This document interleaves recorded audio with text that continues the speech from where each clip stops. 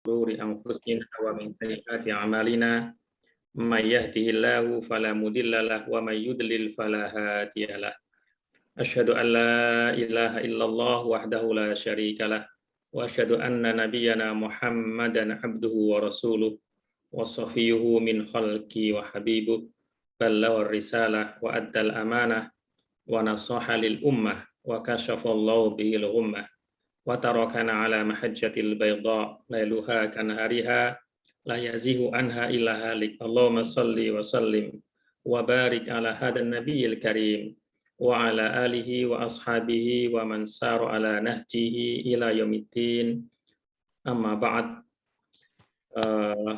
Seluruh kaum muslimin wal muslimat rahimakumullah, peserta kajian pada malam hari ini, wabil khusus keluarga besar Syafana yang semoga semuanya mendapat limpahan rahmat dari Allah Subhanahu wa taala. Marilah kita senantiasa bersyukur kepada Allah Subhanahu wa taala atas segala limpahan nikmat-Nya untuk kita semuanya. Wa in ta'uddu ni'matallahi la tuhsuha. Jika kau hitung nikmat Allah, engkau tidak akan mampu untuk menghitungnya. Salawat dan salam senantiasa kita semua pangkuan baginda Rasulullah Sallallahu Alaihi Wasallam. Semoga dengan kita banyak membaca salawat untuk baginda Rasulullah Sallallahu Alaihi Wasallam dan istiqomah mengikuti sunnah-sunnah baginda Rasulullah Sallallahu Alaihi Wasallam, kita semuanya menjadi umat Rasulullah yang dicintai oleh baginda Rasulullah Sallallahu Alaihi Wasallam. Dan kelak ketika baginda Rasulullah Sallallahu Alaihi Wasallam membuka pintu surga, kita semuanya tanpa kecuali termasuk umatnya yang dipanggil oleh baginda Rasulullah Sallallahu Alaihi Wasallam untuk masuk ke surga bersama dengan beliau. Amin amin ya rabbal alamin.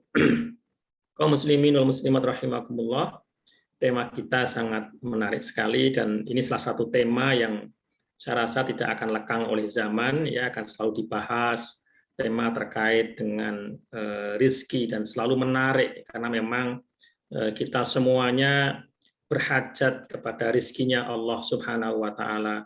Kita semuanya fuqara, kita semuanya fakir, berhajat pada rahmatnya Allah Subhanahu wa taala, berhajat kepada rizkinya Allah Subhanahu wa taala. Izinkan saya berbagi screen. Apakah boleh saya berbagi screen? Ini belum bisa saya berbagi screen. Oke. Fadal Ustaz, fadal. Yep.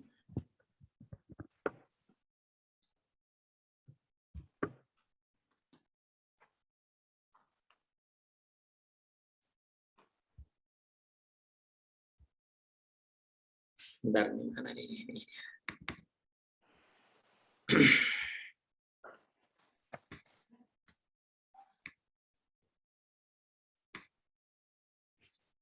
Baik, Bapak Ibu kaum muslimin wal muslimat rahimakumullah. Tema kita adalah amalan dahsyat pembuka rezeki. Ini adalah tema yang disampaikan oleh panitia kepada saya untuk menjadi tema kajian pada siang hari ini. Sebelum kita masuk ke lubul maudhu atau inti dari tema ini, itu tentang amalannya, kita perlu memahami apa itu rezeki. Karena mungkin sebagian dari kita kadang-kadang ada yang kurang tepat ketika memahami apa itu rezeki. Tentu Bapak Ibu rahimakumullah, pedoman kita semuanya, pedoman hidup kita adalah Al-Qur'anul Karim. Dan kemudian dijelaskan oleh baginda Rasulullah Sallallahu Alaihi Wasallam maksud-maksud makna-makna dari Al-Qur'anul Karim. Rasulullah menjelaskan kepada para sahabat, sahabat menjelaskan kepada para tabi'in, tabi'in kepada tabi'ut tabi'in, kemudian para ulama. Sehingga kita bisa melihat apa pandangan-pandangan ulama terkait dengan makna-makna Al-Quran, termasuk ketika Al-Quran membahas masalah rizki. Bagaimana rizki di dalam Al-Quran itu? Bapak Ibu rahimakumullah, di dalam Al-Quran, lafal rizki itu disebut menurut para ahli tafsir, itu disebut tidak kurang dari 100 23 kali, ya. Di lafal-lafal ada 123 tempat yang itu menyebut tentang lafal rizki. Sebagian itu di 61 itu ada yang menggunakan apa itu bentuknya itu bentuk fiil itu berarti berbentuk kata kerja, ya. Misalnya wakulu mimma razaqakumullahu halalan thayyibah, dan makanlah dari apa yang Allah merizkikan kepada kalian. Allah merizkikan kepada kalian halalan thayyibah. Razaqakumullah, razaqa ini bentuk fiil, ya. Kemudian ada juga sebanyak 62 kali 62 tempat itu bentuknya adalah fiil, isim itu bentuk kata benda. Misalnya kulu washrobu min rizkillah, makanlah dan minumlah dari rizkinya Allah. Kalau tadi yang Allah merizkikan kepada kalian, makanlah dari apa yang Allah rizkikan kepada kalian. Yang berikutnya ini kulu washrobu min rizkillah, makanlah dan minumlah dari rizkinya Allah. Rizkinya Allah berarti ini kata benda. Nah, ini saya tidak akan mengulas semua makna tentang rizki karena akan panjang sekali. Saya akan mengulas sebagian saja tentang makna rizki sehingga kita punya pandangan apa itu yang disebut dengan rizki. Rizku bimakna al-ata. Yang pertama sering difahami bahwa rizki itu maksudnya maknanya adalah pemberian. Misalnya firman Allah Subhanahu wa taala dalam Al-Baqarah ayat yang ketiga, wa mimma razaqnahum yunfikun. Dan dari apa yang kami rizkikan kepada mereka, yunfikun, mereka berinfak, menginfakkan. Razaqnahum yakni mimma a'tainahum yunfikun wa yatasaddaqun.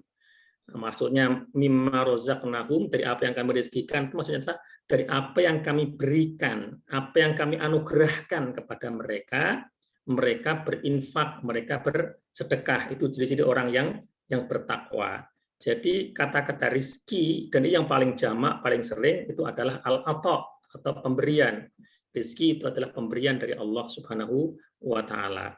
Kemudian ada rizki itu bimakna at-ta'am. Rizki itu kadang-kadang dimaknai, ya, maksudnya adalah to'am, makanan. Misalnya firman Allah Subhanahu wa taala, "Kullama ruziku minha min thamaratin rizqa." Setiap kali ruziku minha, ruziku ini diberi makanan, minha min samarah, dari apa itu tumbuhan, dari buah-buahan, ya. Ini artinya adalah ruziku adalah makanan. Karena kadang-kadang juga memang dalam kehidupan sehari-hari kita ketika berbicara tentang rezeki itu memang bicara tentang apa yang dimakan, apa yang diminum. Ruziku ai ut'imu, artinya apa yang diberikan makanan kepada mereka. Kemudian arizku bimakna al-mator. Kadang-kadang rizki itu juga artinya adalah hujan. Seperti firman Allah Subhanahu wa taala dalam Az-Zariyat ayat 22, Allah berfirman, wa fis samai rizqukum wa ma tu'adun. Wa fis samai rizqukum wa ma tu'adun, yakni al-mator. Dan di langit itu ada rezeki kalian dan apa yang dijanjikan. Maksudnya adalah di langit itu rizqukum ay al-mator, mator yang diturunkan untuk kalian. Ya. Kemudian yang menarik, ya, Ibnu Asyur, seorang mufassir kontemporer terkemuka, ya, dari Tunis, yang penulis kitab tafsir yang sangat terkenal, ya, beliau mengatakan bahwa rizki di sini ini dimaksud apa itu dengan makna mator, hujan, ini adalah bentuk metafor. Kenapa? Karena al-mator sababun lihusuli rizki bi anwa'ihi. Karena hujan itu sesungguhnya menjadi sebab, ya, menjadi sebab, ya, datangnya rizki dengan berbagai macam jenisnya.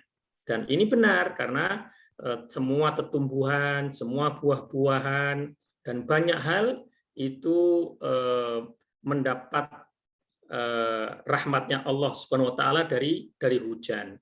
Bahkan misalnya hewan ternak itu bisa makan, minum, itu juga karena hujan. Kalau tidak ada hujan, nggak ada tumbuh-tumbuhan dan seterusnya, maka terjadi kelaparan di banyak tempat. Maka kalau terjadi kelaparan, kekeringan, yang diminta oleh Allah kepada Allah Subhanahu wa taala adalah turunnya hujan. Maka hujan ini menjadi sebab Allah Subhanahu wa taala memunculkan menghadirkan rizki untuk makhluk-makhluknya Allah Subhanahu wa taala.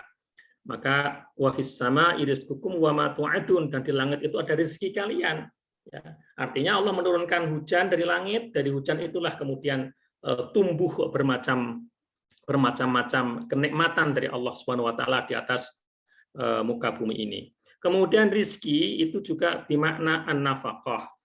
Rizki itu kadang-kadang juga dimaknai, difahami sebagai nafkah. Misalnya firman Allah Subhanahu wa taala dalam Al-Baqarah ayat 233, wa 'alal mauludi lahu rizquhunna wa kiswatuhunna. Dan atas anak yang dilahirkan lahu bagi orang tua, rizquhunna wa kiswatuhunna adalah itu rezeki mereka dan juga pakaian mereka. Artinya anak itu wajib diberi nafkah oleh orang tuanya. Ya kan? Kemudian rezeki itu juga bimakna as-sawab. Rezeki itu kadang-kadang dalam Al-Quran itu maknanya adalah pahala. Seperti firman Allah Subhanahu wa taala dalam Ali Imran ayat 169, Allah berfirman, bal ahya'un inda rabbihim yurzaqun. Ketika Al-Quran menjelaskan tentang orang-orang yang soleh yang syahid di jalan Allah, bal ahya'un inda rabbihim yurzaqun, mereka itu meskipun sudah wafat sesungguhnya adalah ahya, sesungguhnya adalah mereka masih hidup, inda rabbihim, di sisi Rabb mereka, di sisi Tuhan mereka, yurzaqun, diberi rizki oleh Allah Subhanahu wa taala, yusabun, diberi pahala oleh Allah Subhanahu wa taala sesuai dengan amal soleh mereka. Ini lafal rizki di dalam Al-Quran, tentu masih ada banyak lagi, sungguhnya beberapa lagi, tidak semuanya saya jelaskan di sini. Tetapi sekarang kemudian apa itu makna rizki? Para ulama punya definisi yang secara rangkaian kata-katanya mungkin bisa berbeda, tetapi maksudnya adalah sama. Di antaranya adalah para ulama mendeskripsikan tentang rezeki, mendefinisikan tentang rezeki adalah ar-rizqu kullu ma yuntafa'u bihi sawa'an kana madiyan kal amwali min dhahabin wa fiddatin wa hayawanin wa zuru'in wa thimarin wa aqarin aw ma'nawiyan. Rizki adalah segala sesuatu yang dimanfaatkan dengan sesuatu itu, sesuatu yang bermanfaat dan dimanfaatkan, kata begitu, yang termanfaatkan. Sawa'an kana madian, baik itu berbentuk madi, materi, tampak materinya, kal amwal, seperti harta benda, baik itu emas, perak, hewan, zuru, itu pertanian, thimar, buah-buahan, kemudian akor, itu barang-barang perdagangan, au maknawiyan, atau maknawi. Maknawi itu berarti tidak madi, maknawi itu secara maknawi, yang tidak tampak, ya, tetapi itu bermanfaat untuk manusia. Misalnya rahmatnya Allah, misalnya amal soleh, misalnya kesehatan, itu semuanya bentuknya adalah maknawi. Dari definisi ini sesungguhnya kita bisa memahami bahwa rizki itu tidak selalu berbentuk materi. Ini yang sering-sering karena sekarang itu memang zamannya zaman materialisme, ya, di mana-mana itu paham yang paling berkembang adalah paham materialisme, sehingga seringkali rizki itu selalu diukur dengan ukuran materi yang tampak. Selalu diukur misalnya rumahnya berapa, rumahnya harganya berapa, kira begitu. Selalu seperti itu, seringkali begitu. Asetnya berapa, gajinya berapa, dan seterusnya, tabungannya berapa, simpanannya berapa, kekayaannya berapa kekayaan itu kan amwal, iya itu rizki ya, tetapi tidak satu-satunya rizki, tidak satu-satunya ukuran tentang rizki. Karena kadang-kadang maknawi itu kadang-kadang di banyak hal itu jauh lebih penting dibandingkan dengan yang sifatnya mati. Betapa banyak orang-orang yang mungkin secara materi dia berlimpah, misalnya rumahnya mewah, ya kan, mobilnya juga banyak. Dia mau istilahnya mau beli apa saja itu bisa, kira-kira begitu. Mau beli makanan yang paling mahal dia bisa, mau minum minuman yang paling mahal dia bisa. Tetapi ternyata misalnya dia tidak bahagia. Misalnya ada satu nikmat dari Allah yang dicabut misalnya, ternyata dia nggak boleh makan makanan yang begini, ya begini. Ada banyak larangannya misalnya. Sesungguhnya ada bagian rizki yang dicabut oleh Allah Subhanahu Wa Taala meskipun secara materi tampak berlimpah. Gitu kan. Saya punya pengalaman Bapak Ibu rahimakumullah ya, ketika dulu pernah ya saya syuting sinetron ya, itu bersambung gitu kan. Di satu tempat yang saya gunakan syuting itu kita menyewa sebuah rumah ya, rumah yang sangat mewah sekali ya, sangat mewah sekali. Kemudian rumah itu sangat besar menurut saya ya, ada kolam renangnya lengkap lah begitu. Setengah hektar itu dia punya rumah dan sekaligus kebun dan lain sebagainya, itu kira-kira 500, dia yang menjaga itu bilang bahwa semuanya itu ada 5.000 meter, dan dia cerita yang menjaga itu bahwa ini hanya satu dari sekian puluh rumah yang dimiliki oleh pemilik rumah. sampai ketika tim kami itu mau istilahnya menyewa rumah itu bahkan yang pemiliknya sempat bertanya, ini yang di mana ya, saking banyaknya rumahnya itu ya begitu. Tetapi penjaganya itu bercerita bahwa hampir bisa dibilang bahwa jarang sekali pemilik rumah itu menempati rumah itu, dan juga rumah-rumah yang lain. Jadi rumah itu yang menempati justru ya penjaga rumah itu dan keluarga kecilnya, gitu kan. Setiap hari mereka menempati, setiap hari mereka menikmati kolam renangnya, menikmati kolam renangnya, kemudian tidak perlu bayar listriknya karena yang bayar kan semua yang punya rumah, nggak perlu bayar juga pajak-pajak segala macamnya, kemudian perawatannya juga enggak, dia hanya bertugas menempati, menjaga, kemudian merawat pun juga dibayar, kan begitu.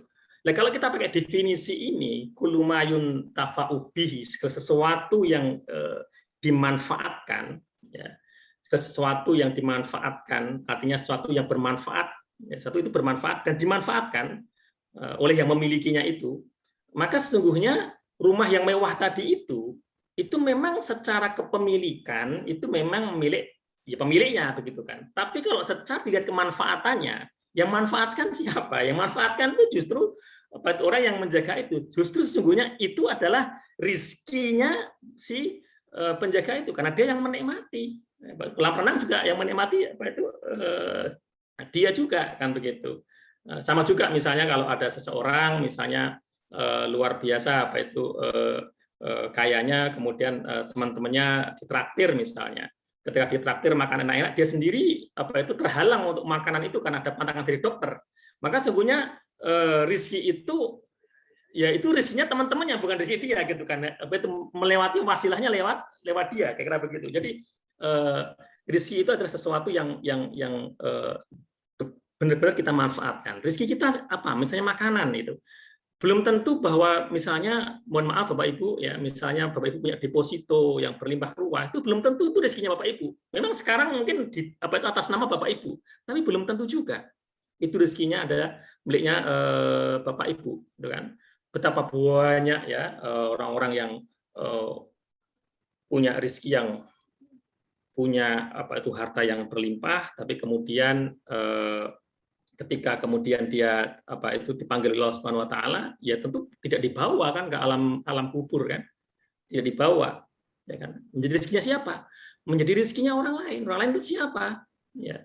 Ya bisa, kalau dia masih punya apa itu ahli waris ya berarti ahli warisnya, kalau warisnya anak cucunya ya anak cucunya. Kalau dia nggak punya ahli waris sama sekali, ya berarti apa itu bisa milik apa itu orang lain, kira-kira begitu. Baiklah, sekarang kemudian kita lihat apa itu amalan-amalan untuk mendatangkan rezeki. Amalan untuk membuka rezeki. Sesungguhnya kalau kita membaca Al-Quran, membaca pesan-pesan baginda Rasulullah Shallallahu Alaihi Wasallam, ya amalan yang untuk membuka rezeki itu banyak sekali. Baik itu sifatnya amalan-amalan yang bersifat adalah amalan-amalan hati, ya, ataupun amalan-amalan a'dha itu berarti anggota badan kita. Ya, jadi semua apa itu amalan-amalan soleh itu sesungguhnya adalah membuka pintu rezeki. Dan yang paling utama, dan itu banyak ada di Al-Quran banyak sekali, yang paling utama nomor satu adalah takwa kepada Allah Subhanahu wa Ta'ala. Dalam Al-Quran Allah berfirman, wa may yattaqillaha yaj'al lahu makhraja wa yarzuquhu min haitsu la yahtasib. Wa may yattaqillaha, dan siapa yang bertakwa kepada Allah, yaj'al lahu makhraja, maka Allah akan menjadikan untuknya jalan keluar. Jalan keluar dari segala persoalannya. Kalau persoalannya adalah sempitnya rizki, maka kalau bertakwa dengan Allah, maka akan dibukakan jalan keluar untuk mendapatkan rizki. Wa yarzuqhu min haitsu la yahtasib, dan Allah akan memberikan rizki kepada dia yang bertakwa kepada Allah itu min haitsu la yahtasib, dari jalan yang tidak disangka-sangka. Dan ini sudah dibuktikan tidak hanya 1000 oleh jutaan umat manusia, ya, sejak Nabiullah Adam sampai apa itu sekarang, bahwa bertakwa kepada Allah Subhanahu wa Ta'ala adalah amalan paling dahsyat dalam membuka rizkinya Allah Subhanahu wa Ta'ala. Tidak hanya rizki yang sifatnya tadi madian, jadi kita harus memahami rizki itu tidak hanya madian, tidak hanya sekedar materi, tapi juga rizki yang sifatnya maknawian, sifatnya maknawi, ya kan? Sifatnya maknawi, ketenangan, kebahagiaan, punya keturunan-keturunan yang soleh, anak-anak yang baik, punya kawan-kawan yang soleh-solihah, ya kan? Itu semua adalah rizki-rizki yang maknawi. Jangan dikira bahwa memiliki teman yang baik itu bukan rizki. Memiliki teman yang baik, yang ahli ibadah, yang apa itu, yang selalu mengingatkan kepada kebaikan, itu bentuk salah satu rezeki terbesar bagi seseorang. Karena kebahagiaan seseorang itu adalah kalau dia memiliki teman yang apa itu, yang baik, yang indah, yang enak, kira-kira begitu, ya. Jadi wa may yattaqillaha yaj'al lahu makhraja wa yarzuqhu min haitsu la yahtasib. Di tempat yang lain Allah berfirman, walau anna ahlal qura amanu wattaqau lafatahna alaihim barakatim minas sama'i wal ardh. Walau an ahlal qura amanu, sekiranya penduduk sebuah negeri itu beriman, wattaqau, dan bertakwa, lafatahna alaihim, pasti akan kami bukakan untuk mereka barakatim minas sama'i wal ardh, berkah-berkah dari langit dan bumi. Kurang apa?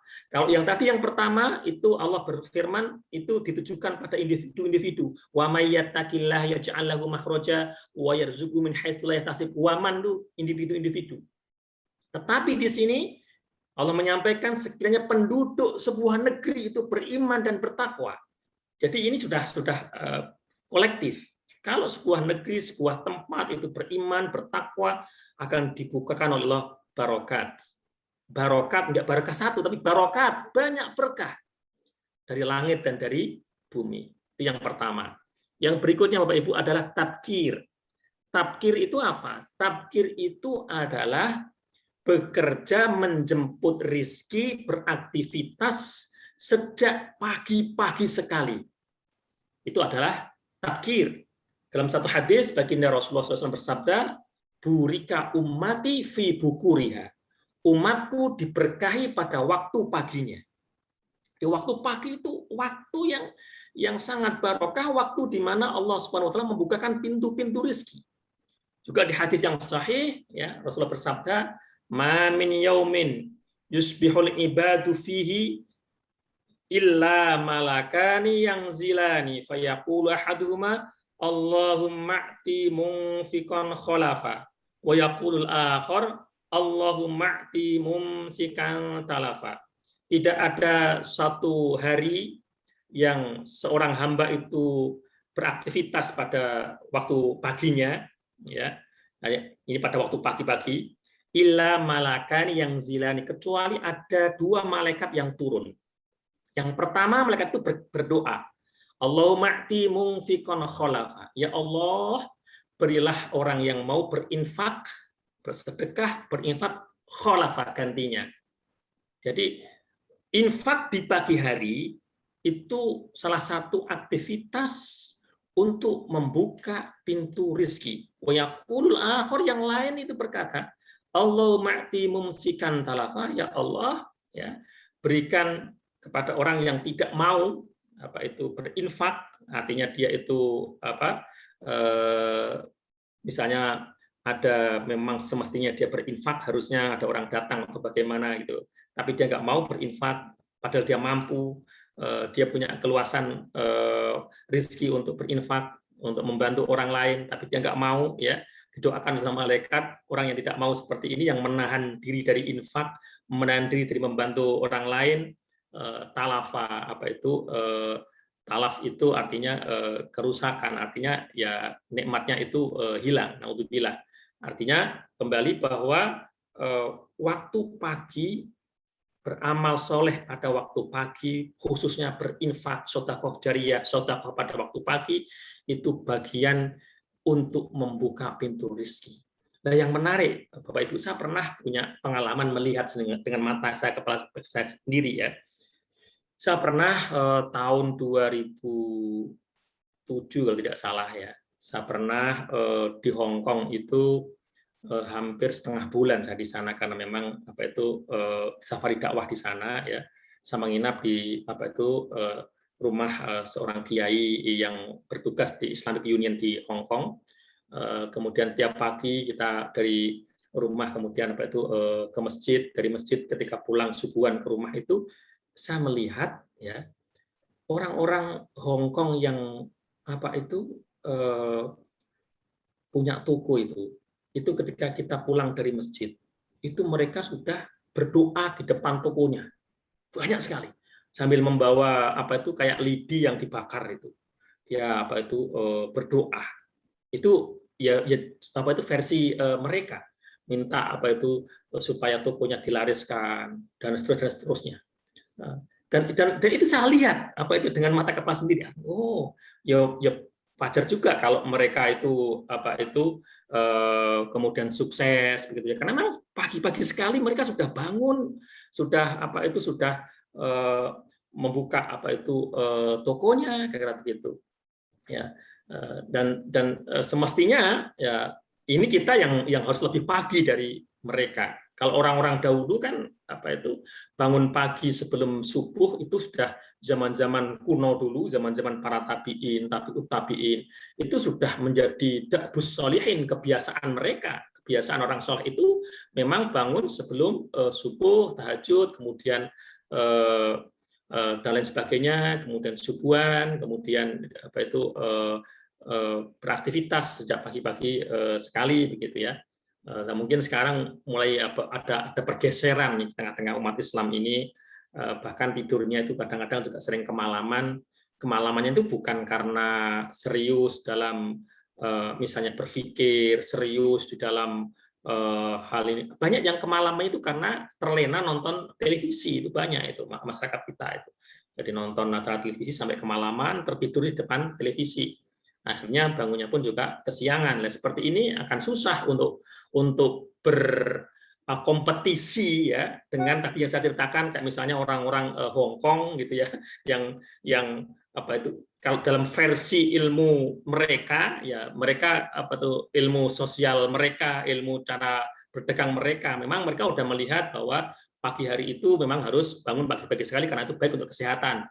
Mereka buka tokonya, kemudian mereka kalau di Hong Kong itu ada Taman Victoria, dia ke Cafeteria, kemudian dia senam dan sebagainya, kemudian dia ngeteh, kemudian kembali ke tokonya misalnya. Artinya sudah menjadi kebiasaan mereka yang untuk mereka adalah habit yang sehat. Dan semestinya kita memahami lebih dari mereka bahwa di dalam waktu pagi itu ada barokah yang luar biasa, waktu untuk menjemput barokah yang disiapkan oleh Allah SWT untuk makhluk-makhluknya di hari itu. Kemudian berikutnya, amalan pembuka rezeki adalah terus beristighfar dan mengingat Allah Subhanahu wa Ta'ala. Ya kan? Ini sudah disampaikan oleh Allah di dalam Al-Qur'an, ya, ketika Nabi Nuh alaihissalam ya berkata kepada umatnya, ya, Nabi Nuh mengatakan wa qul tastaghfiru rabbakum innahu kana ghaffara yursilis samaa 'alaikum midrara wa yumditkum bi amwalin wa banin wa yaj'al lakum jannatin wa yaj'al lakum anhara. Istaghfiru rabbakum. Beristighfarlah kalian kepada Rabb kalian. Innahu kana ghaffara. Sesungguhnya dia Allah itu Maha Pengampun. Yursilis samaa 'alaikum midrara, maka Allah akan menurunkan dari langit untuk kalian hujan yang berlimpah.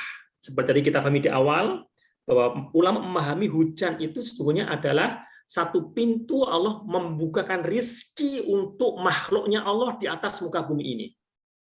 Kalau tanpa hujan kira-kira, artinya berarti kan ada siklus yang berhenti. Kalau tanpa hujan kira-kira ya makhluk hidup di atas muka bumi ini bisa selesai. Ya kan? Semua orang itu perlu air untuk minum. Air itu dari mana? Ya dari hujan. Bahkan misalnya kayak misalnya di Eropa sekalipun gitu ya, yang kalau ini musim dingin, tapi di Alpen itu selalu turun salju. Ya. Salju itu adalah bentuk hujan yang lain. Ya. Begitu. Dari salju itulah kemudian nanti turun ke bawah, mengalir air-air yang kemana-mana itu, ke sungai Rhine, sungai macam-macam itu. Nanti juga digunakan untuk pertanian dan lain sebagainya. Sama di Nil itu memang jarang hujan. Ya, di Mesir itu jarang hujan, tapi Mesir itu ada sungai Nil. Dan kemudian kalau kita lihat hulunya ada di mana? Hulunya ada di Afrika. Yang itu adalah Khatulistiwa. Di sana ada danau, ada hujan yang turun berlimpah, kemudian mengalirkan airnya. Maka hujan itu menjadi majas tentang rizkinya Allah Subhanahu wa Ta'ala. Yursilis sama 'alaikum midrara wa yumditkum bi amwalin wa banin. Wa yumditkum, dan Allah menolong kalian, menambahkan untuk kalian di amwal, dengan harta. Artinya kalau mau beristighfar, Allah akan memberi kalian harta. Wa banin, dan anak keturunan.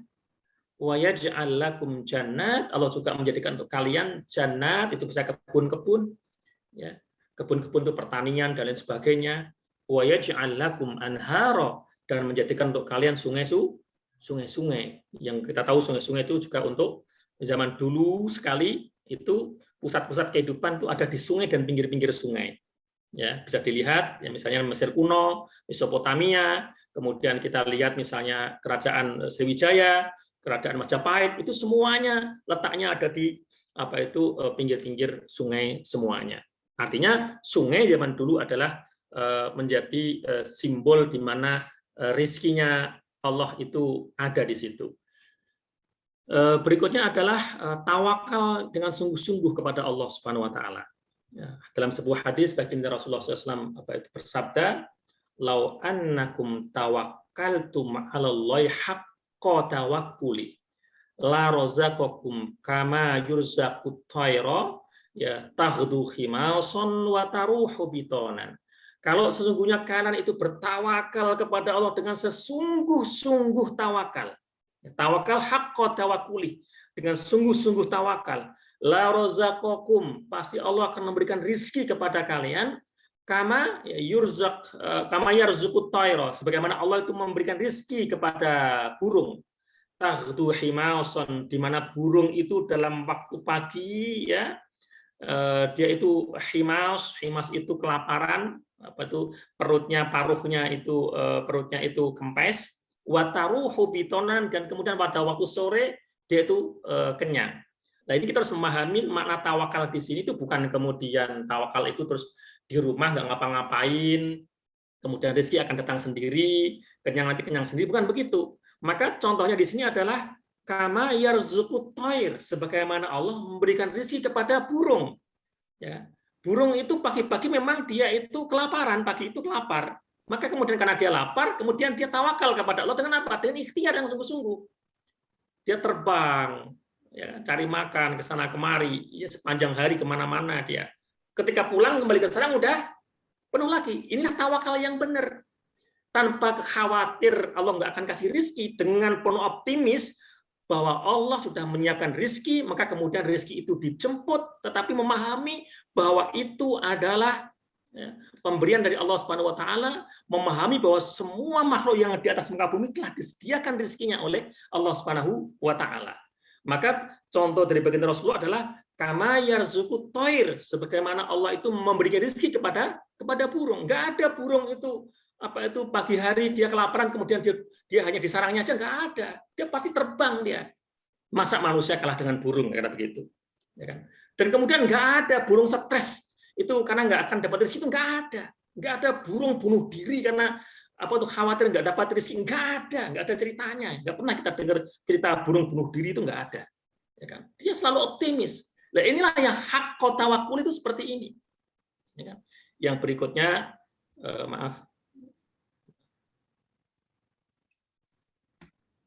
Yang berikutnya adalah silaturahim, ya. Ini sangat terkenal sekali, ya. Man sarrahu ayyub satalahu fi rizqihi aw yunsa'alahu fi atharihi falyasil rahimahu.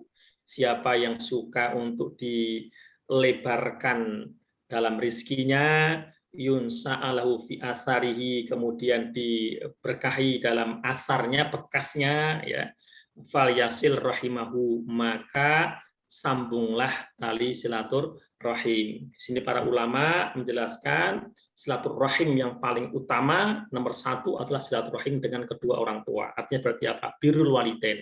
Kemudian dengan para saudara-saudara yang terdekat, kemudian terus intinya silaturahim, ya, ini adalah salah satu pintu yang dahsyat dalam membuka pintu rezeki.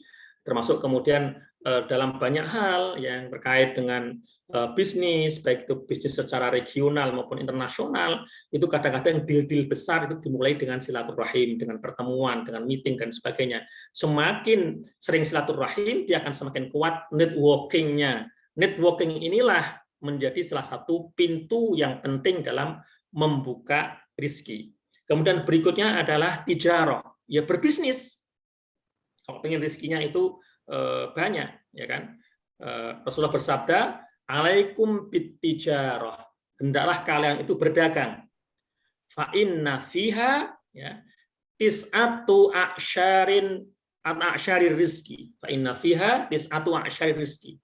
Karena dalam berdagang itu ada 9/10 dari pintu rezekinya Allah Subhanahu wa Ta'ala. Jadi Allah itu membagi rezekinya kepada makhluk-makhluknya Allah ini, terutama kepada manusia ini, itu pintunya itu bermacam-macam. Tapi 9/10 pintu rezeki itu ada dalam bisnis. Maka kalau mau berlimpah rezekinya, ya berbisnis. Berbisnis.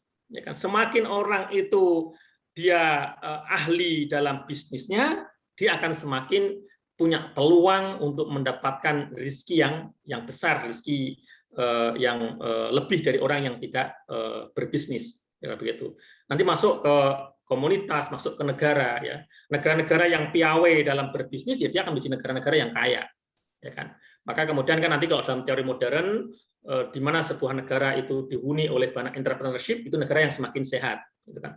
Ketika negara itu entrepreneurship-nya itu sedikit, dia hanya banyak pegawai, yaitu akan menjadi bebannya negara akan semakin berat. Maka alaikum bittijarah ini penting. Hendaklah kalian itu berdagang, ya. Kita pahami bersama bahwa baginda Rasulullah SAW itu juga seorang apa itu pedagang, ketika masih sangat belia sekali udah diajak berdagang oleh paman beliau, dan ketika muda nanti juga beliau berdagang hingga apa itu menikah dengan seorang konglomerat terkemuka yang sangat mulia, paling mulia saat itu di tanah Mekah, yaitu Sayyidah Khadijah Al-Kubra radhiyallahu anha. Yang berikutnya, dan tentu ini saya sampaikan bahwa ini hanya bagian yang saya sampaikan. Kalau kita membaca karya-karya para ulama, ada banyak lagi, misalnya juga sholat duha dan lain sebagainya, membaca apa itu sholat al-waqiah, ya. Ini beberapa yang saya sampaikan. Yang terakhir adalah bersyukur kepada Allah Subhanahu wa Ta'ala. Bersyukur itu adalah pintu rizki yang juga paling penting. Sebab Allah berfirman, la in syakartum la azidannakum. Kalau kalian bersyukur, aku akan tambahi. Dengan bersyukurnya ditambahi sama Allah Subhanahu wa Ta'ala. Bapak Ibu rahimakumullah, ini yang bisa saya sampaikan pada kajian siang hari ini. Semoga yang sedikit ini bermanfaat untuk semuanya. Hadza wa astaghfirullah li wa lakum. Wallahul muwaffiq ila aqwamit thoriq wa walati ila sabilir rasyad. Nasrun minallah wa taufiq. Assalamualaikum warahmatullahi wabarakatuh. Waalaikumsalam warahmatullahi wabarakatuh. Barakallahu fiik, jazakallahu Ustaz. Jadi beberapa adalah rezeki itu segala sesuatu yang dia mau manja-manja sama dimanfaatkan, baik yang tampak materi maupun uju kata Susi. Seperti itu ya, dan ada amal-amalan yang tadi Ustaz sampaikan. Ya, ada 5 amalan, terutama yang kita lupakan adalah bersyukur, padahal mungkin Allah sudah memberi, tapi kita mungkin kurang paham rezekinya tuh biasa kita pahami hanya dalam bentuk materi atau yang terlihat gitu ya. Baik Ustadz, bisa langsung sesi tanya jawab. Ini ada dari Bapak atau Ibu Sukatman yang raise hand, silahkan di unmute. Ibu atau Bapak Sukatman. Atau kalau belum, ada bacakan dulu yang di chat ya.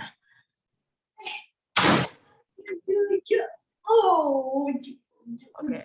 Assalamualaikum Ustadz, izin bertanya, bagaimanakah cara para salafus sholihin memandang rezeki, terutama yang bersifat materi, sehingga mereka bisa selamat dari cinta dunia? Baik, apa itu saya jawab dengan singkat saja ya. Itu bisa tercermin dari doanya Sayyiduna Umar bin Khattab radhiyallahu anhu, yaitu doanya Umar bin Khattab ini bisa mencerminkan bagaimana mereka salafun saleh, para sahabat, kemudian tabi'in, tabi'ut tabi'in memandang masalah rezeki yang sifatnya materi atau dunia ini. Umar bin Khattab ini pernah berdoa, dan ini juga sudah saya sampaikan dalam novel saya, Ayat-Ayat Cinta, ya silakan dibaca ayat cinta yang pertama itu, saya tuliskan doa ini ya. Umar bin Khattab itu berdoa, Allahumma ij'alid dunya fi aidina la fi qulubina. Ya Allah, jadikanlah dunia itu di tangan kami, bukan di hati kami. Ya. Jadikanlah dunia di tangan kami, bukan di hati kami. Kalau dunia di tangan, berarti kita memiliki bisa menggunakan kan, tapi tidak sampai masuk ke dalam hati. Maka kita menemukan banyak sekali ya, para salafun saleh itu kalau dia punya dunia itu pengen cepat-cepat segera membaginya kepada orang lain, ya kan? Dia itu menjadi kepikiran kalau punya dunia terus kemudian masih ada dalam dirinya. Ini kan memang beda zaman ya. Kalau zaman kita ini, kalau kita nggak punya sesuatu kita menjadi kepikiran. Kalau ulama dulu itu dia itu kalau punya sesuatu ngendon terlalu lama gitu kan, itu menjadi kepikiran bagi mereka, pengen cepat-cepat bagaimana membaginya. Itu saya masih ingat ya, ketika dulu saya selesai kuliah dari Al Azhar itu saya dikasih buku sama, kalau kita dulu mahasiswa itu selesai mau pulang itu bisa datang ke Masyaikhatul Azhar ya, kantornya Grand Syekh Al Azhar, kemudian kita memberitahu bahwa kita mau pulang ke tanah air. Nanti kemudian kita dibekali buku banyak gitu. Salah satu buku itu yang dibekalkan kepada saya itu buku tentang seorang ulama besar namanya Abdullah bin Mubarak. Kemudian saya baca buku itu yang menulis itu Grand Syekh Al-Azhar Syekh Abdul Halim Mahmud. Lah, ini Abdullah bin Mubarak itu salah satu tipologi, salah satu contoh ulama bagaimana dia berinteraksi dengan rizki, berinteraksi dengan dunia, dan menjadi contoh teladan yang luar biasa. Jadi Abdullah bin Mubarak ini dikenal sebagai konglomerat, kaya raya, sangat kaya, terkenal. Dia seorang ahli hadis, ya. Bahkan ulama-ulama di zamannya sampai mengatakan, ya, Abdullah bin Mubarak itu kalah dengan sahabat hanya di satu hal. Kalah dengan sahabat Nabi cuma di satu hal, kata para ulama di zamannya. Apa itu? Para sahabat Nabi itu berjumpa dengan Nabi, sedangkan Abdullah bin Mubarak tidak berjumpa dengan Nabi. Itulah satu-satunya kekalahan Abdullah bin Mubarak. Kalau yang lainnya menurut mereka, amaliyahnya itulah amaliyah para sahabat Nabi, kira begitu. Abdullah bin Mubarak itu setahun digunakan untuk tijarah. Jadi setahun penuh itu tijarah. Sehingga nanti kalau beliau tijarah, itu sudah kaya raya, karena udah levelnya itu mungkin ekspor impor, ya. Dia datangkan bermacam-macam barang dari jalur sutra dan sebagainya begitu. Setahun tijarah, setahun itu untuk berjuang fisabilillah. Itu Abdullah bin Mubarak. Kalau dia tijarah setahun itu, maka dia akan pergi haji, kemudian orang sekampungnya didaftar semua, siapa yang mau pergi haji. Semua dia yang biayai. Ketika sampai di Madinah, semua ditanya, apakah sudah membelikan sesuatu untuk keluarganya? Yang belum, ayo beli, dia yang bayari. Sampai di Mekah juga seperti itu. Semua dia yang bayari. Dan dia harus harta tahun itu ya dihabiskan. Kira-kira begitu. Dihabiskan untuk tadi itu haji dan kemudian berjuang di jalan Allah Subhanahu wa taala.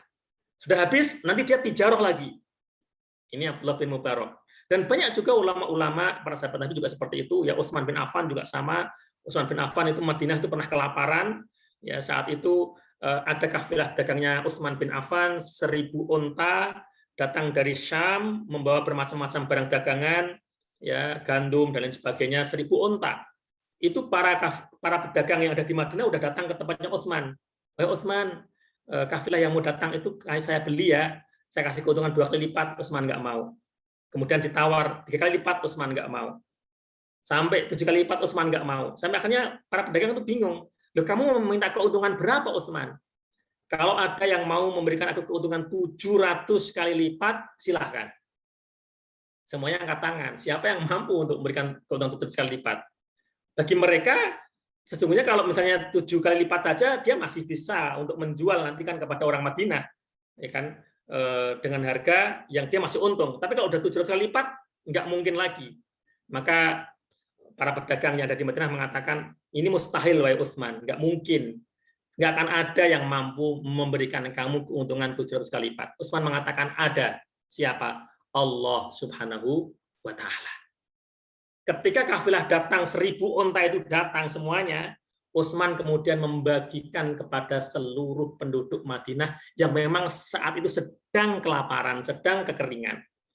Tidak mengambil sepeser pun keuntungan itu. Yang mungkin kalau dirupiahkan sekarang itu mungkin ratusan miliar. Ya kan? Tapi dibagikan. Dan meneladani seperti ini tidak mudah. Artinya apa? Artinya ulama-ulama dulu itu bukan miskin-miskin, kaya-kaya, dan kemudian ngasih ke umat. Ini yang tidak mudah. Yang umat Islam itu tidak berarti kemudian memahami bahwa rezeki itu adalah maknawi juga, itu tidak berarti kemudian miskin. Enggak. Abu Bakar itu kaya, maka dia bisa memerdekakan Bilal bin Rabah.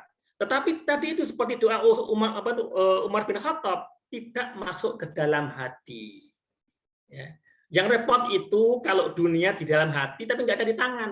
Jadi mikir mulu sampai sedih gitu kan, mikir nggak punya uang tapi nggak punya apa-apa. Nah ini menjadi repot ini. Ya, semoga kita semuanya diberi keselamatan oleh Allah Subhanahu Wa Taala, diberi rezeki yang cukup, barokah, kemudian afiyah fid dunya wal akhirah. Allahu a'lam bishawab. Oke, Mbak. Oke, semoga terjawab ya tadi pertanyaan dari Ibu atau Bapak ini Sahibus Salam. Kemudian yang raise hand tadi, apakah sudah ada Bapak, Ibu? Kalau belum, Ada yang mau ini ada bertanya? pertanyaan. Ya, silakan. Bismillahirrahmanirrahim. Assalamualaikum warahmatullahi wabarakatuh. Waalaikumsalam warahmatullahi wabarakatuh. Saya Ustadz Dadang dari Primeri ingin bertanya, rizki, jodoh, kematian, yaitu takdir sudah Allah tetapkan kepada anak Adam ketika lahir.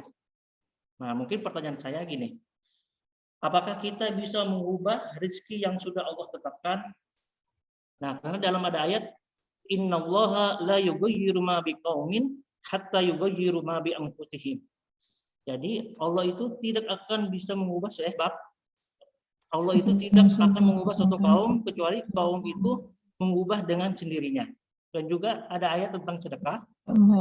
Masalul ladzina yunfiquna amwalahum fi sabilillahi kamathali habbatin ambatat sab'a sanabila fi kulli sumbulatin mi'atu habba wallahu yud'ifu liman yasha wallahu wasi'un alim.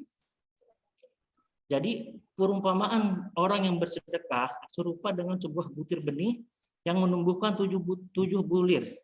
Pada setiap bulir 100 biji. Allah melipatkan gandakan ganjaran bagi siapa yang dia kehendaki dan Allah Maha luas karunia-Nya. Jadi mungkin tadi pertanyaan saya, apakah kita bisa mengubah rezeki yang sudah Allah tetapkan?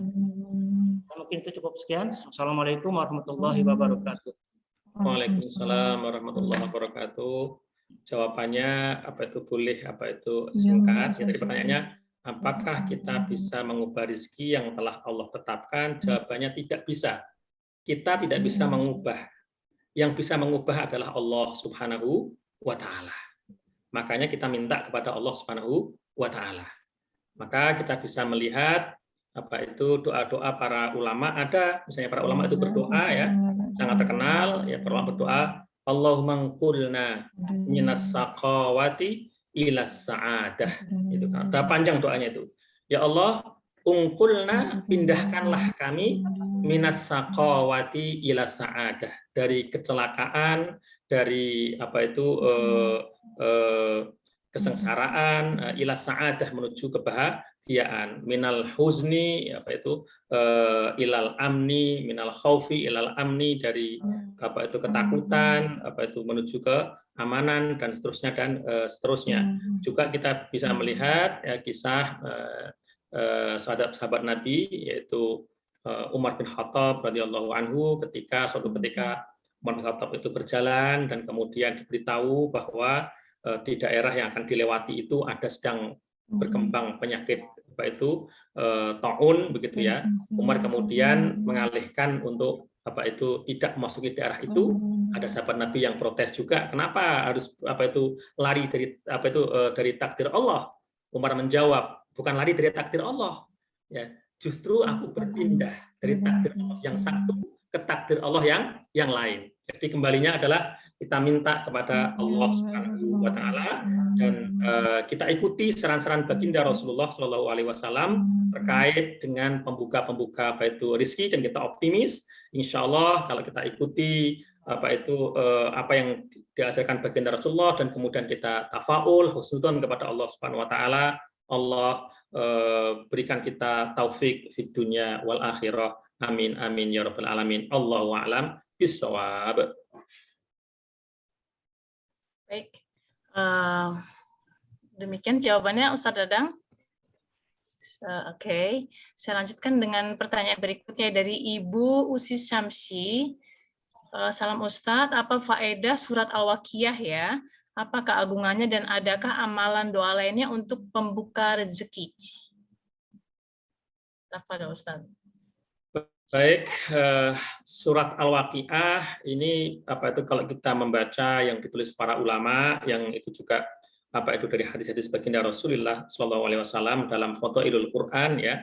Memang sebagian hadis tentang Fadhailul Quran ini ada ulama-ulama yang ahli hadis yang menyoroti itu sebagian itu dhaif, tetapi untuk fadhailul a'mal itu boleh diamalkan.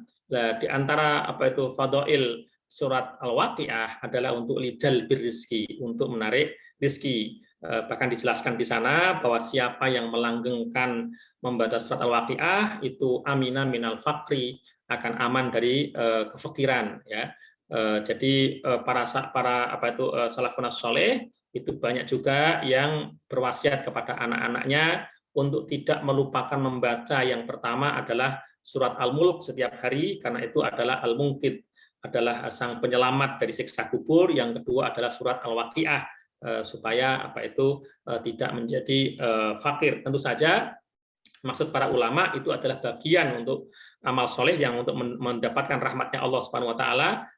Tidak berarti kemudian meninggalkan ikhtiar seperti tadi yang saya jelaskan di depan tadi itu, ya. Artinya para ulama itu tetap juga berdagang, seperti Abu Hanifah itu juga seorang konglomerat karena berdagang. Kemudian sebagian dari sahabat Nabi itu juga punya kebun yang kemudian berkebun dan sebagainya. Kemudian tidak sekedar membaca surat Waqiah kemudian nggak bekerja, itu bukan begitu maksudnya. Ya, itu yang saya sampaikan. Allahu a'lam bishawab. Oke, baik. Berikutnya ada pertanyaan dari Ibu Hen. Assalamualaikum Ustadz, izin bertanya, apa yang dimaksud dengan sedekah subuh, sedangkan jika ada seorang ibu lebih banyak di dalam rumah mengurusi keperluan anggota keluarga, apa yang bisa ibu lakukan untuk bisa sedekah subuh? Jazakallah khair.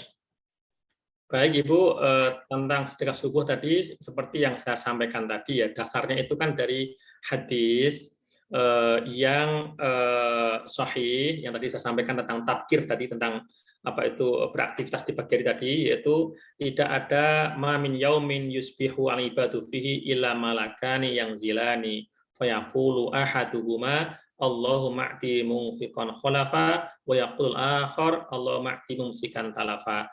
Tidak ada satu hari di mana seseorang itu berada pada waktu pagi, pada waktu subuh, kecuali ada dua malaikat yang turun. Malaikat yang satu itu berdoa, Allahumma a'ti munfiqan khalafa. Ya Allah, berikanlah kepada orang yang berinfak gantinya, lipat gandakan. Nah, ini disebut dengan, ini menjadikan dalil untuk sedekah subuh, supaya diganti oleh Allah, diberi barokah, diberi rizki yang berlimpah.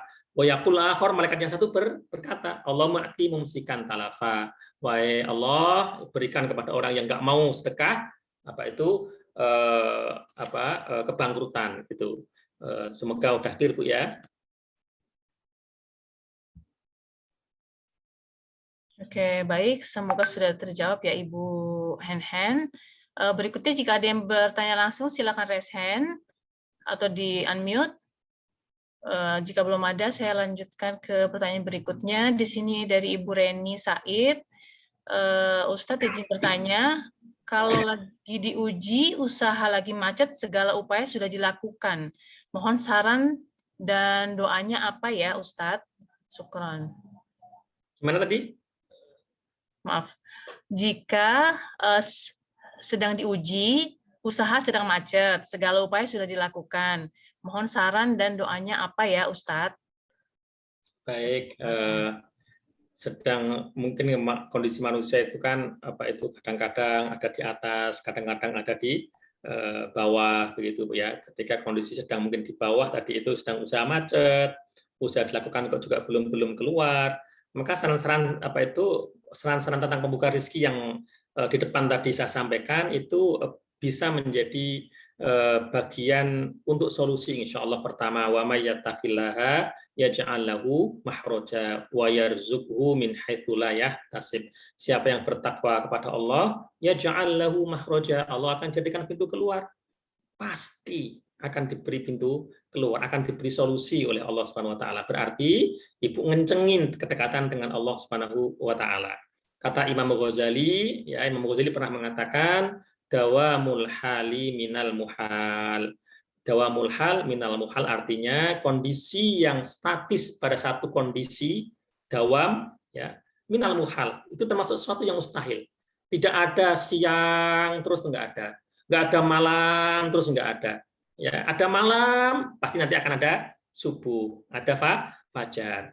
Dalam kondisi mungkin tadi itu Ibu melihat bahwa sudah berusaha, tetapi kemudian ini terus takwa kepada Allah, terus ikhtiar, nanti fajar akan menyingsing dan kemudian matahari akan tampak, kemudian semua akan tampak cerah, dan jangan lupa untuk selalu husnuzon kepada Allah Subhanahu wa taala.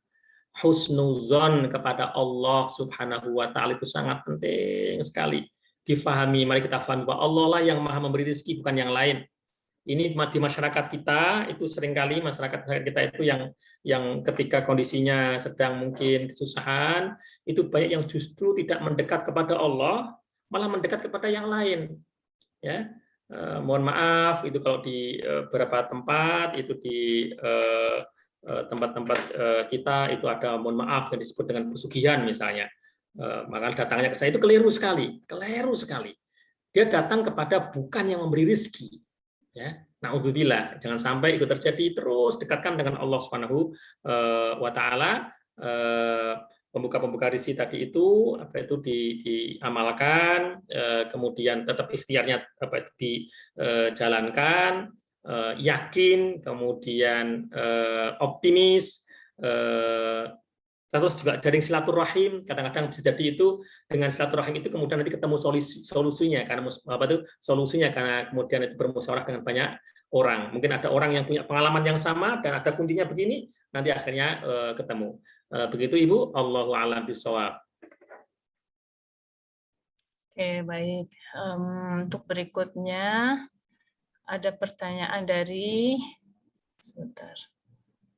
Bapak Alfian Amir. Assalamualaikum Ustadz, dalam berdagang yang islami, keuntungan yang boleh kita ambil maksimal berapa persentasenya? Sesuai yang dicontohkan oleh baginda Nabi Muhammad SAW dan para sahabatnya. Tijarah ya. Dalam tijarah sesungguhnya Bapak itu tidak ada semacam batas maksimalnya ya. Selama bahwa itu pertama adalah antarodin, saling ridho. Kemudian tidak ada kezaliman di sana. Saling ridho, tidak ada kezaliman. Kezaliman itu misalnya begini, karena orang yang berakad dengan kita nggak tahu, kemudian dimahalkan, memang saat itu ridho, tapi kemudian dia tahu bahwa ternyata harganya nggak umum ini, kan berarti ada kezaliman di situ. Selama tidak ada kezaliman, kemudian saling ridho, maka itu diperbolehkan di dalam Islam. Ya, intinya tidak ada kezaliman. Maka seperti ihtikar dia itu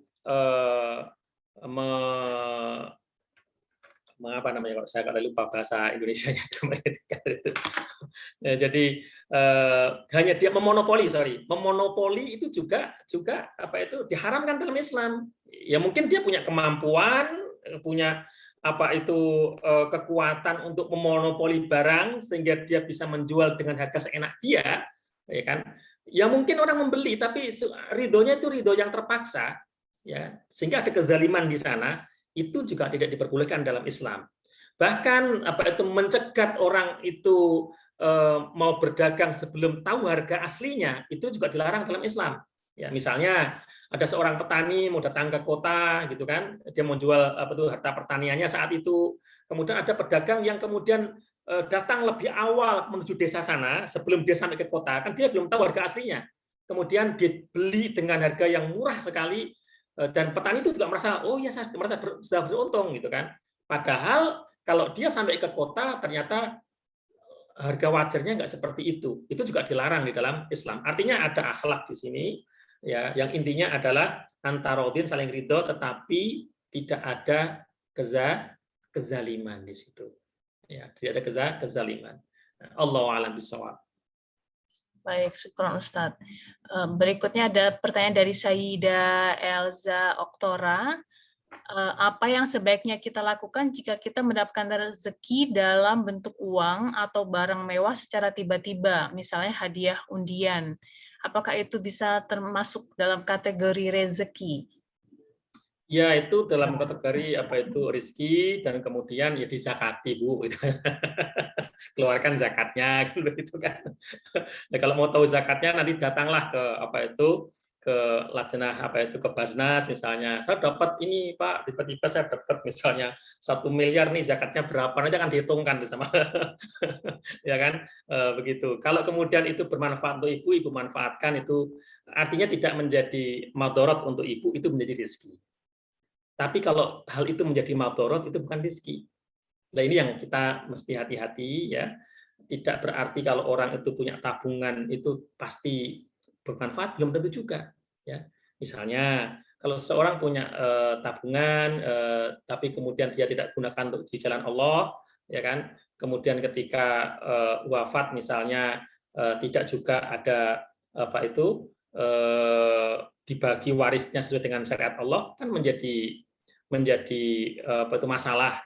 Terus kemudian juga digunakan untuk hal-hal ternyata oleh ahli warisnya digunakan untuk hal-hal yang apa itu yang bermaksiat, naudzubillah, kan itu menjadi hisab nanti di akhirat. Maka apa itu yang menjadi rezeki itu adalah benar-benar yang tadi yang bermanfaat untuk kita fid dunya wal akhirah, yang bermanfaat untuk kita, itulah rezeki kita yang sesungguhnya. Ya, itulah rezeki kita yang sesungguhnya. Maka apa itu ulama-ulama zaman dulu seperti tadi saya sampaikan di depan itu selalu dia punya rezeki banyak tapi selalu ingin kemudian menginfakkan apa itu di jalan Allah Subhanahu wa taala sehingga rezeki itu benar-benar menjadi rezeki di dunia wal akhirah ya. Maka sangat berbahagia sekali ya, kadang-kadang saya itu melihat orang-orang dulu yang ikhlas-ikhlas gitu ya di satu desa, dia petani gitu tahun lama gitu kan, kita datang ke sebuah desa ada masjid tua yang masih digunakan untuk beribadah kepada Allah. Ternyata yang wakaf itu bapak siapa dulu di situ ya, mbah siapa dulu di situ wakaf, dari hasil dia itu bertani, kemudian dia bisa beli tanah, kemudian dia wakafkan, dan sudah 100 tahun lebih masjid itu berdiri, masih digunakan sampai sekarang. Itu betapa, itulah rezeki dia yang sungguhnya. Jadi di alam kubur sana bahagia sekali, terus mengalir gitu kan. Ya itu yang semestinya apa itu kita semuanya juga memikirkan bagaimana rezeki yang terus mengalir sampai ke kampung akhirat. Semoga kita semua diberi taufik oleh Allah Subhanahu wa taala. Amin. Allahu a'lam bishawab. Amin ya rabbal alamin. Baik, berikutnya ada pertanyaan dari Ibu Desi Fajarianti. Bagaimana apabila ada orang yang berhutang namun tidak mau membayar hutangnya, padahal sudah sering ditagih? Apa yang harus dilakukan? Apakah itu memang bukan rezeki kita lagi? Haruskah diikhlaskan, Ustadz? Terima kasih. Iya Ibu, kadang-kadang itu memang zaman sekarang itu repot ya. Kadang-kadang itu orang yang berhutang lebih galak dari yang ngutangi. Kita yang datang yang punya hak kita, tapi yang diutangi lebih galak dari kita kadang-kadang itu. Nah itu memang kadang-kadang kita harus bersabar ya. Ya kalau masih belum ikhlas, artinya masih bahwa merasa itu haknya ibu itu ya. Haknya ibu di tangan dia. Ya diingatkan terus kalau masih belum ikhlas ya kan. Tapi kalau memang sudah kemudian malah kemudian menjadi ganjalan di hati, jadi penyakit di hati, kalau mau diikhlaskan ya baik-baik saja dan jangan khawatir Bu. Diikhlaskan itu tidak berarti ibu kehilangan. Kalau ibu benar ikhlas itu Allah yang akan gantinya. Allah yang akan menggantinya, itu kan. Itu Allahu a'lam bishawab. Ya, baik. Apakah masih ada yang mau bertanya langsung dengan Ustadz dengan unmute atau raise hand? Oke, kalau belum ada satu lagi pertanyaan dari Ibu Nelly. Saat ini banyak pekerjaan harus dilakukan di malam hari, paginya jadi tidur. Apakah itu menggantikan rezeki pagi hari? Jadi misalnya mungkin production, mungkin Ustadz juga paham ya. Kalau di production house kan pasti mereka kerjanya malam gitu ya. Ya, seperti itu Ustadz. Nah ini sebenarnya bisa disiasatin Ibu ya, karena saya juga pernah ngalamin itu. Saya kan juga pernah main sinetron juga, ya pernah apa itu jam 2 baru selesai dari syuting. Ya. Begini Bu caranya Bu ya, misalnya Ibu kerja di malam hari ya, di malam hari. Bahwa hadis Rasulullah burika ummati fi bukuria itu nggak tergantikan. diberkahi umatku pada pagi hari itu nggak tergantikan. Nggak tergantikan. Kita harus paham itu. Ya. Jadi tinggal kita mensiasatinya. Ya, misalnya nih kerjaan di malam hari, ada teman-teman yang dia memang misalnya juga nggak jadi produsen house ya, di banyak tempat itu juga ada misalnya shift malam, misalnya juga perawat juga ada kan yang shiftnya malam gitu kan. Nah itu caranya gimana? Ya caranya pas waktu subuh itu usahakan untuk bangun. Pas waktu subuh itu bangun, hadis kepada Allah, sholat subuh, kemudian zikir subuhnya tetap, kemudian usahakan ya ada zikir pagi meskipun apa itu enggak harus semua dibaca ya karena mungkin saya ngantuknya, yang penting ada zikir pagi, ada minta rezeki kepada Allah di pagi hari itu, sehingga pas pada waktu itu ibaratnya itu ada jatah-jatah rezeki, ibu udah ngambil ada jatahnya itu. Kira-kira begitu ya. Jadi bisa apa itu disiasati, masing-masing bisa mensiasatinya. Jangan kemudian subuhnya hilang, ini hilang, kasihan kita sendiri ya, betul. Ada pembagian rezeki yang luar biasa kita nggak dapat ya. Saya juga apa itu sering ngalamin semacam itu, misalnya suatu ketika ngajar detailin juga nulis misalnya ya, itu kan kadang-kadang wah udah mau menjelang subuh nih kan gitu kan ya kita apa itu apakah kita bisa menimbang apakah nanti saya bisa bangun apa tidak misalnya kan begitu. Kalau misalnya nggak bisa bangun diusahakan pas subuh itu ini gitu kan. Kemudian kalau ini kita ikhtiarkan juga bagaimana caranya subuh bisa bangun, habis subuh saat subuh tetap zikir, kemudian berdoa ya, kepada Allah Subhanahu wa taala. Semoga dengan begitu itu kita tetap mendapatkan barokah di waktu pagi. Allahu a'lam bishawab. Baik. Baik, Mbak Nelly. Kemudian ada pertanyaan dari Ibu Ida, maaf ini tadi ke-skip. Apakah ada amalan atau doa khusus agar rezekinya lancar sampai masa tua? Ustaz. Fadol. Tadi semuanya tadi itu amalan-amalan yang kalau kita laksanakan itu dengan optimis itu rezeki kita sampai masa tua. Tadi itu dari takwa kepada Allah, terus kemudian termasuk ada membaca surat Al-Waqiah, semua tadi itu ya kalau kita laksanakan itu amalan yang diajarkan oleh baginda Rasulullah SAW, kemudian termasuk apa itu tawakal seperti burung tadi, dalam artian juga apa itu ada ikhtiarnya. Allahu a'lam bishawab. Baik, ada pertanyaan terakhir mungkin, dan ini dari Ibu Nunik. Mohon izin bertanya, apakah yang dimaksud dengan rizki yang barokah atau berkah? Jazakallahu khair. Barokah atau berkah, ya. Lebih baik izinkan saya menjawab dengan jawaban seorang ulama. Yang dimaksud dengan rezeki yang barokah itu seperti apa?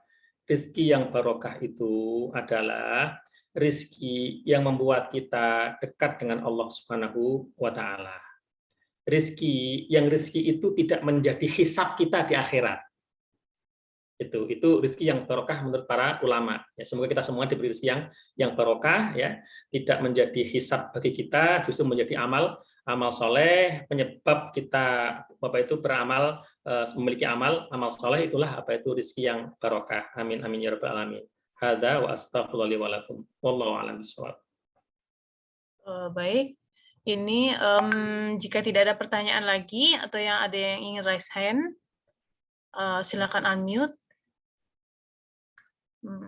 Oke, bila tidak ada, mohon izin Ustadz berkenan untuk membacakan doa dan mungkin bisa ditutup dengan doa kafaratul majelis. Baik, Bapak-Ibu semuanya, marilah kita minta kepada Allah SWT kebaikan dunia dan kebaikan akhirat.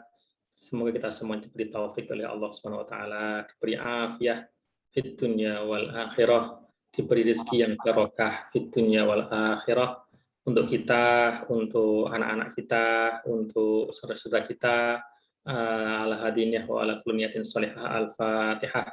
A'udzubillahi minasyaitonirrajim. Bismillahirrahmanirrahim. Alhamdulillahirabbil alamin. Arrahmanirrahim. Maliki yaumiddin.